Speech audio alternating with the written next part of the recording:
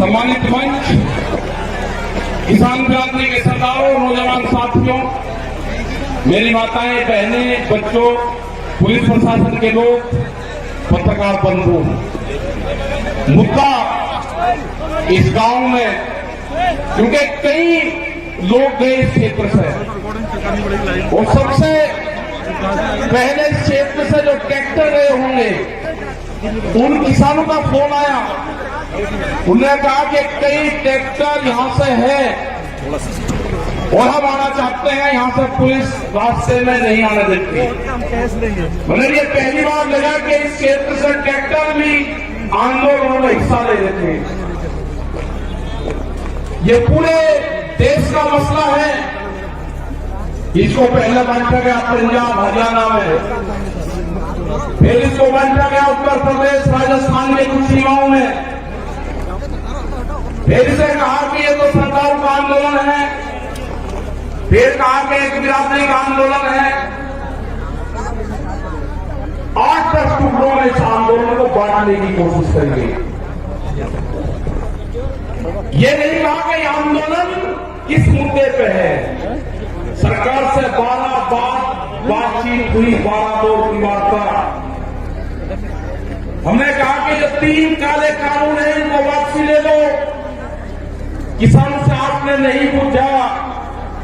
गोदाम, बड़े बड़े गोदाम पहले बन गए और कानून बाद में बने हैं देश में, इसलिए व्यापारियों के कहने से उनके हितों का साधने के लिए कानून बने हैं।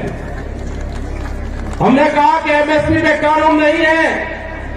आज भी राजस्थान के बहुत लोग, जब हम भरतपुर से आ रहे थे, ट्रैक्टर टोलियों में अपने परिवार के साथ नापी के क्षेत्र के लोग जा रहे थे, जाते हुए हमने उनको रोका। उन्होंने कहा कि बाजरा है हमारे पास में, गेहूं है, हम इसको मंडी में बेचने जा रहे हैं। सब पूछा कि बाजरे का एमएसपी का रेट क्या है जो भारत सरकार ने तय करा। उन्होंने कहा कि हमको नहीं पता क्या रेट है। मतलब आज भी देश में ये हालात है कि किसान को सरकारी रेट का नहीं पता। मंडी में उसकी बोली लगती है। जो किसान अपने घर से अनाज लेकर चला गया, व्यापारी उसकी बोली लगाएगा, उसको उसकी कीमत का नहीं पता कि क्या मिलेगा। बाजरे का 2100 रुपए का भाव है। हमने कहा कि आपको कहना का जो सरकारी रेट है उसके कम पे मैं खरीद नहीं करूंगा, आप वहीं पे बैठ जाना। वो 1100 से 1200 रुपए में बाजरे को बेच पाएगा किसान, 1400 और 1500 रुपए में गेहूं को बेच पाएगा। जब उसकी फसल 1 महीने बाद में उसकी फसल आ जाएगी, उसके घर में अनाज रखा को बेचने गया है। लड़ाई यही है, लड़ाई किसी जाति की नहीं है। लड़ाई है कि एमएसपी पे कानून बने। मिनिमम सपोर्ट प्राइस जो है 1975 रुपए से कम पे गेहूं का भाव नामित हो। वो चाहे सरकार खरीदे या कोई व्यापारी खरीदे, उसके कम पे खरीदना हो। 2100 रुपए के आसपास का बाजरे का रेट है, बाजरा उसके कम पे खरीदना हो। मक्का 1700-1800 रुपए का रेट है, उससे कम पे खरीदना हो। धान में 1800 रुपए से कम पे खरीदना हो। यह है कानून। इसके लिए लड़ाई वहां पर चल रही है। 100 दिन के आसपास लोग आ रहे हैं। सरकार तैयार नहीं है। सरकार ने कहा कि किसान की जब फसल की कटाई होगी, किसान अपने खेत में आ जाएगा, आंदोलन अपने आप खत्म हो जाएगा। उसके एक ही जबान से किसान अपनी फसल उड़ाने शुरू कर दी। उसने कहा कि आंदोलन करेंगे हम, अगर फसल हमारे बीच में आए तो उस फसल को उजाड़ देंगे। आपने हरियाणा, पंजाब, उत्तर प्रदेश, राजस्थान की जगह में बहुत किसान उजाड़ी फसल। हमने कहा कि फसल को बर्बाद न करो, ये आंदोलन भी चलेगा, ये फसल भी किसान काटेगा। ये आंदोलन कितना लंबा चलेगा ये तो नहीं कह सकते, लेकिन जो 40 लोग हैं, जो कमेटी के लोग हैं 40, उनके पीछे पंचायतें हैं, उनके पीछे सरपंचों का हाथ है, उसके पीछे पूरे हिंदुस्तान के किसान ने आस्था जताई है कि दिल्ली में चलने वाला धरना मेरे फसलों के रेट तय करेगा। ये लड़ाई बड़े पूंजीपति से है। सरकार उनकी सपोर्ट में है। ये लड़ाई वही है जो जमींदारों के खिलाफ होती थी। ये लड़ाई वही है जो राजाओं के खिलाफ होती थी। वो लड़ाई भी अनाज की लड़ाई थी। ये लड़ाई भी अनाज के रेट की लड़ाई है। मैं नौजवान साथियों को अपने, जिसने इस पूरे देश के आंदोलन की कमान नौजवानों ने संभाली है अपनी बार। ये बहुत कम देखने को मिलता है कि नौजवान किसी के क्षेत्र में आंदोलन की कमान अपने हाथ में संभाली हो तो वो आंदोलन कभी फेल नहीं हो सकता। वो आंदोलन फेल नहीं होगा कभी भी, क्योंकि जिस तरह से शाहजहांपुर और पूरे दिल्ली के क्षेत्र में यहां का नौजवान निकला है, उसने जाति धर्म सब चीज को भुला के, वोट को भुला के कि कौन किस क्षेत्र का है, मेरी वहां पे आपस में क्या लड़ाई क्या टकरार है, सबको चीज को भुला कर उसने दिल्ली के आंदोलन में शरीक हुआ। जिस तरह से यहां पर लोग इकट्ठा कर रहे हैं पैसा, सरकार कहती है कि धन कहां से आ रहा। इस आंदोलन को गांव का किसान चलाता है। इस आंदोलन को हल चलाने वाला किसान चलाएगा। इस आंदोलन को क्रांति से काम करने वाली हमारी महिलाएं चलाएगी। इस आंदोलन को हाली और पाली चलाएगा। ये आंदोलन क्रांति का आंदोलन है। ये आंदोलन फेल नहीं होगा। एग्रीकल्चर जो कृषि में काम आने औजार वाले जो है, इस आंदोलन को वही लोग चलाएंगे जो अपने खेतों में हाथ से काम करते हैं। कोई नहीं गया घर वहां से। यहां पर बच्चे राजाराम जी मीर जी है, यहाँ पे युगवीर सिंह जोगिंदर जी, अमनाराम जी, जो आपके शाहजहांपुर बॉर्डर को मुंह से देखते हैं।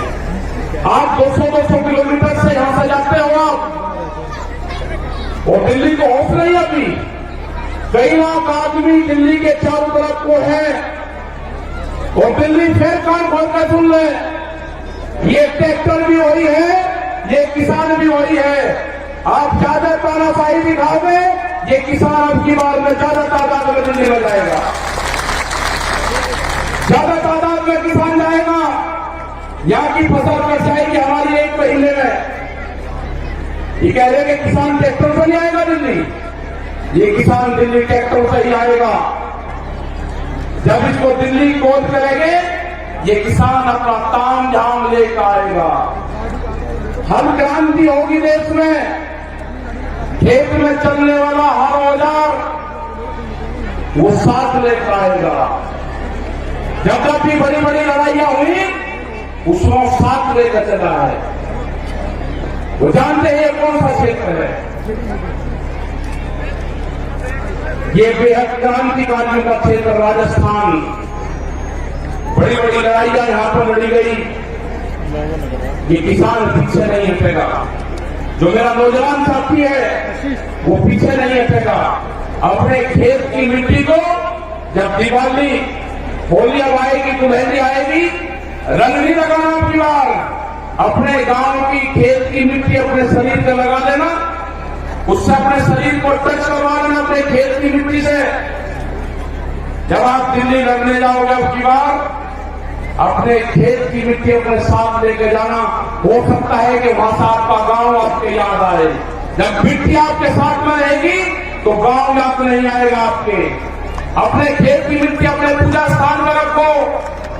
अगर ये आंदोलन में किसान फेल हुआ तो 20 साल में आपकी जमीनें नहीं बचेगी। इतना कर्जा किसानों के ऊपर आ जाएगा। सब लुटेरे आगे हैं। इन लुटेरों का मुकाबला होगा जेरी और सांगों से, जो खेत में भूख हटाने के काम आते हैं। ये लुटेरे हैं, देश को लूटने आए हैं। इनका मुकाबला होगा, इनसे लड़ना पड़ेगा। पूरा दिल्ली को चारों तरफ से किसानों ने घेर रखा है। लड़ाई कितनी लंबी चलेगी ये तो नहीं कह सकते, लेकिन लड़ाई चलेगी, किसान जीतेगा। किसान हार कर दिल्ली से नहीं आएगा वापसी। सरकार कान खोल कर सुनना, दिल्ली की सरकार न किसान महकाम आएगा, न किसान वापसी आएगा। जब तक एनएसपी में कानून नहीं बनेगा, 3 दिन वापसी नहीं होंगे। और भी बहुत से भी लेकर आ रहे हैं। जब तक किसान वापसी नहीं होगा। जो मेरे बुजुर्ग हैं, उनका जिस तरह से साथ मिल रहा है आंदोलन में, उन्हें जिस तरह से नौजवान साथियों कहा कि आप चलो आंदोलनों में। हमारे अध्यक्ष यहां पर बैठते हैं, 90 साल से ज्यादा उम्र इनकी है, कह रहे कि आंदोलन लड़ाई लड़ो, आंदोलन करो, दिल्ली चलो।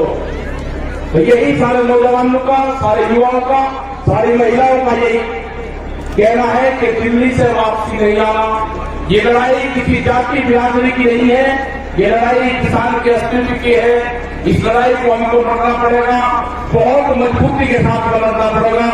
जाति, धर्म, गोट, खास ये सब छोड़ कर ये लड़ाई किसान और मजदूर की लड़ाई है। गरीब का अनाज तिजोरी में बंद ना हो, देश में भूख पे व्यापार ना हो, बड़े बड़े गोदाम बनेंगे, बड़े बड़े ताले लगेंगे, गरीब आदमी को रोटी नसीब नहीं होगी, कीमतें अनाज की उतनी बढ़ेगी। ये लड़ाई है रोटी तिजोरी में बंद ना हो, ये लड़ाई है व्यापारी के चुंगल में अनाज न जाए, ये लड़ाई है किसान को फसलों के दाम मिले। ये लड़ाई जारी रहेगी, आंदोलन हमारे जारी रहेंगे और हम पूरे देश भर में जाएंगे। पूरे देश भर में 24 मार्च तक के प्रोग्राम हमारे लगे हुए हैं अभी। उसके बाद आगे के प्रोग्राम लगेंगे, कह रहे वेस्ट बंगाल में चैलेंजर जाएंगे, आसाम में जाएंगे, वेस्ट बंगाल में जाएंगे, कर्नाटक और तमिलनाडु और महाराष्ट्र में भी जाएंगे। पूरे देश में किसान जाएगा। 40 लोगों की जत्थेबंदी है, वो जाएगी।